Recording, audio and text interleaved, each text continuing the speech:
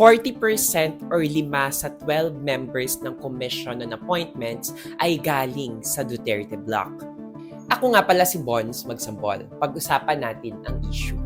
Nitong Tuesday, August 19, binuo ng Senado ang komposisyon ng Powerful Commission on Appointments. Ang CA ay responsable sa pag-approve o disapprove ng presidential appointees kagaya ng miyembro ng kabinete, members of the constitutional commissions, members of the judicial and bar councils, and officers of the armed forces.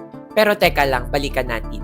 Bago pa man mabuo ang 12-member ng CA, nagkaroon na ng heated discussion si Senate Minority Leader Tito Sotto at Senate Majority Leader Joel Villanueva nitong Monday, August 18. Gusto kasi ng majority na 10 mula sa kanila ang maging miyembro ng 12-member CA, paliwanag ni Villanueva, ito raw ay dahil sa 80-20 representation.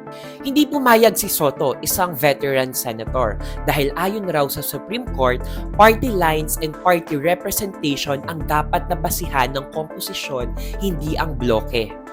Para matapos ang diskusyon, nag-withdraw ng nomination si Senator Alan Peter Cayetano kung saan 9 lang mula sa majority ang na-elect sa CA at nagkaroon naman ng 3 slots ang Senate minority na binuo nga nitong Tuesday, August 19.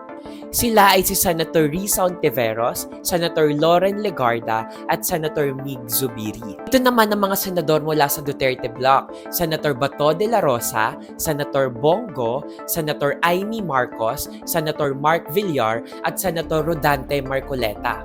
Ang iba pang mga miyembro ng CA sila Senators J.V. Ejercito, Jinggoy Estrada, Raffy Tulfo, and Joel Villanueva.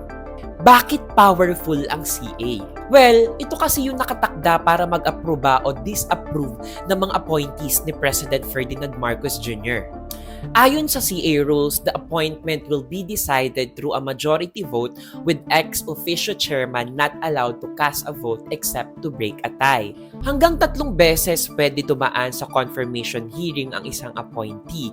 Ibig sabihin, kung hindi naging successful ang unang hearing, pwede siyang re-appoint ng Pangulo at dumaan pa sa 2 pang confirmation hearing.